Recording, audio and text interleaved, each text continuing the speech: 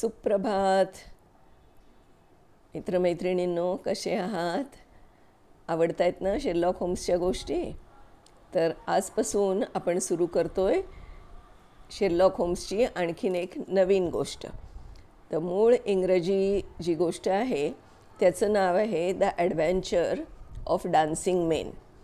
आणि भालबा केळकरांनी या गोष्टीचा जो अनुवाद केला आहे त्याचं नाव त्यांनी दिलं आहे नाचणारी माणसं. तर सुरू करूया. नाचणारी माणसं.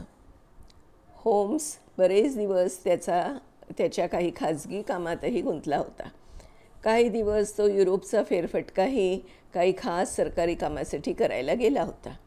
आणि त्याच वेळात मीही माझ्या काही दूरच्या आप्तांच्या अनपेक्षित भेटीत गुंतलो होतो. त्यामुळे त्याच्या कुठल्याच नव्या रहस्यमय प्रकरणात मीही गुरफटलो गेलो नाही. अर्थात त्यामुळेच वाचकांच्या भेटीला येण्यासारखं माझ्याजवळ काही नव्हतंही. पण आता होम्सला पुन्हा आमच्या बेकर स्ट्रीटमधल्या बिऱ्हाडी स्थिरावून चांगले 4-5 महिने झाले. या 4-5 महिन्यातही काही प्रकरणं आली, पण ती काही खास कुतूहल निर्माण करणारी नव्हती. आणि अर्थातच सांगण्यासारखीही नव्हती. वाचकांना किती वेळ ताटकळत ठेवावं कुणाला माहिती. या कल्पनेनं खरं तर मीही जरा अस्वस्थच झालो होतो. त्यातच मला माझ्या आप्तांकडून काही धन अनपेक्षितरित्या मिळालं होतं आणि त्यामुळे तरी मी फारच गोंधळून गेलो होतो. होम्स बरेच वेळा त्याच्या रासायनिक प्रयोगात गुंतलेला असे, त्यामुळे त्याला काही सल्ला विचारण्यात अर्थ नव्हता. त्याची तंद्री त्या प्रयोगात लागली की मग त्याला जगाची सुद्धा आठवण नसायची. मी त्याला विचारलं की सध्या काही नवं प्रकरण नाही का? तर त्याचं उत्तर आलं, प्रकरण ना? या प्रयोगाचं प्रकरण अजब आहे. अगदी अफलातून निष्कर्ष निघतायत. आता याच्यापुढे काय बोलणार? मी आपला गप्प बसून होतो. विचार करत होतो. बराच वेळ गेला. होम्सही त्याच्या प्रयोगाचा विचार करीत बसला होता. विचार करता करता मी डोळे मिटून स्वस्थ पडलो. तोच माझ्या कानावर शब्द आले होम्सचे. याचा अर्थ असाच ना वॅटसन, की तू तुझी पुंजी साऊथ आफ्रिकेत सोन्याच्या खाणी काढणाऱ्या कंपनीच्या सिक्युरिटीजमध्ये खर्च करू इच्छित नाहीस? मी दचकून डोळे उघडून त्याच्याकडे आश्चर्यानं पाहू लागलो. मला त्याच्या काही जगावेगळ्या गुणांची प्रचिती अनेक वेळेला आली होती. हे जरी खरं तरी अशा तऱ्हेने माझ्या मनात अगदी खाजगी व्यवहाराबाबत चाललेल्या विचाराचा त्याने माग काढून एकदम स्फोट करावा हे अगदी अतर्क्य होतं. तुला कसं कळलं हे सारं? मी विचारलं. त्याने विचार करताना हातात धरलेली परीक्षा नळी तशी धरून खुर्ची गरकन फिरवली आणि मिस्किलपणे हसत तो म्हणाला, वॅटसन, कबूल कर. आश्चर्यचकित झालास की नाही? अर्थातच, मी म्हणालो. मग मला स्टॅम्प कागदावरती सही करून लिहून देतोस? होम्सने विचारलं. का? मी विचारलं. का म्हणजे मी सारं स्पष्टीकरण दिलं की तू म्हणशील की खरं हे तर सारं भलतंच सोपं आहे. असं होम्स म्हणला. नाही, अगदी देवाशपथ मुळीच असं म्हणणार नाही. होम्सने परीक्षा नळी टेबलावरच्या स्टँडवर ठेवली आणि एखाद्या प्राध्यापकासारखा मला व्याख्यान देण्याच्या आविर्भावात तो बोलू लागला. वॅटसन, बेटा असं पहा, एकावर एक आधारित असे निष्कर्ष रचित जाणं फारसं अवघड नाही. प्रत्येक निष्कर्षही अगदी सहज आणि सोपा. एखाद्यानं असं करून एकदम शेवटचा अंतिम निष्कर्ष दुसऱ्याला म्हणजे संबंधिताला सांगितला तर त्याला आश्चर्य वाटेल यात शंका नाही.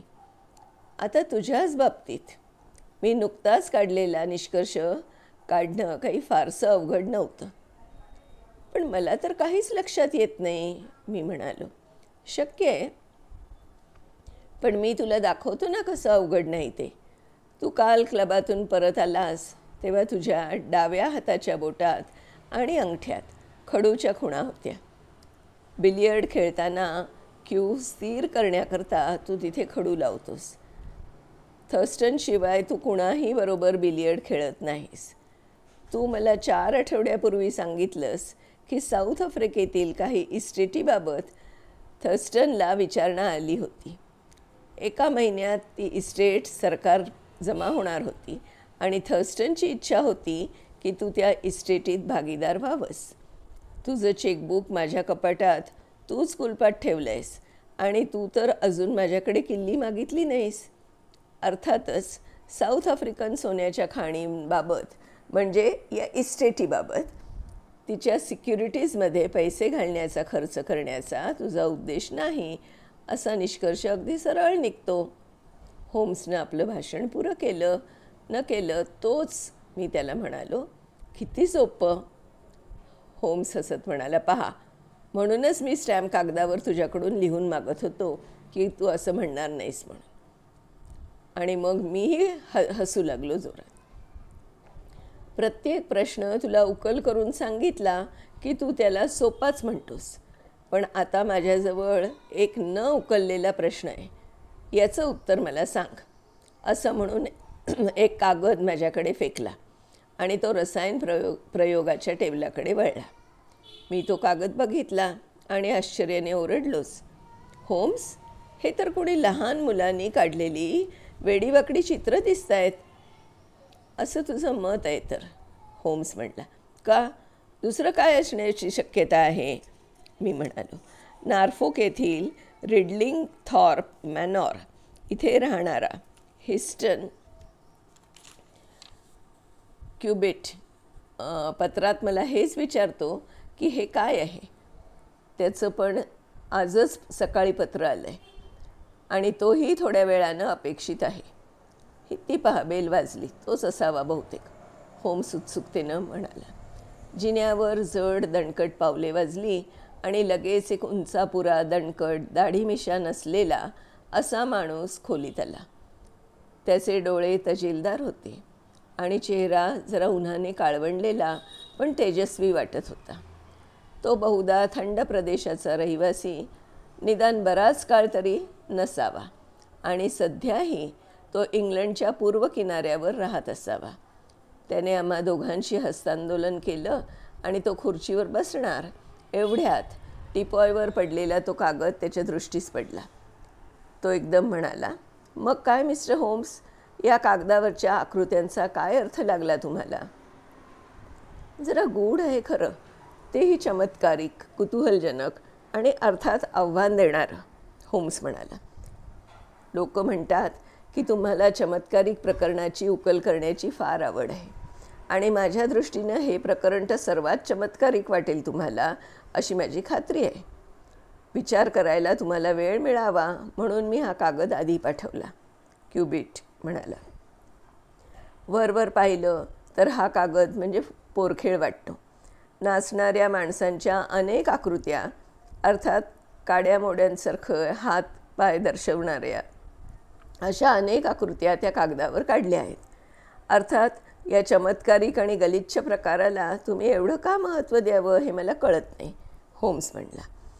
खरं म्हणजे मी देऊ नये, पण माझी बायको याला फार महत्त्व देते.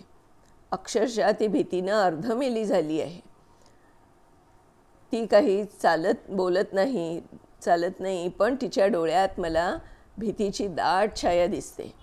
म्हणूनच या प्रकरणाचा पूर्ण छडा लावायचा मी अगदी निश्चय केला आहे, क्युबिट म्हणाला. होम्सने तो कागद नीट उजेडात धरला. डायरीतल्या फाडलेल्या पानांवर त्या आकृत्या काढल्या होत्या. पेन्सिलीने काढलेल्या त्या आकृत्या अशा होत्या. मित्रमैत्रिणींनो, मी याचा एक फोटो काढून तुम्हाला माझ्या या जे वाचते मी त्याच्याबरोबर पाठवून देईन, म्हणजे तुम्हालाही कळेल की ते कशा आकृत्या होत्या. थोडंसं आपण वारली पेंटिंग करतो ना, तशा स्टाईलमध्ये होतं. तर बघूया पुढे. होम्सने त्यांच्याकडे अगदी बारकाईनं पाहिलं आणि मग तो कागद नीट घडी करून आपल्या खिशात ठेवून दिला आणि म्हणाला, फारच जगावेगळं आणि कुतूहलजनक प्रकरण आहे हे. तुम्ही मला थोडी माहिती दिली आहे तुमच्या पत्रात, पण क्युबिट महाराज, तुम्ही जरा जास्त तपशिलात माहिती आत्ताच द्या. माझा हा जिवलग मित्र वॅटसन. यालाही तुमची हकीकत ऐकण्याची इच्छा आहे. आता क्युबिट काय म्हणतोय, तो कधी काय माहिती देतोय ते आपण पुढच्या भागात बघूया मित्रमैत्रिणींनो. तोपर्यंत बाय बाय.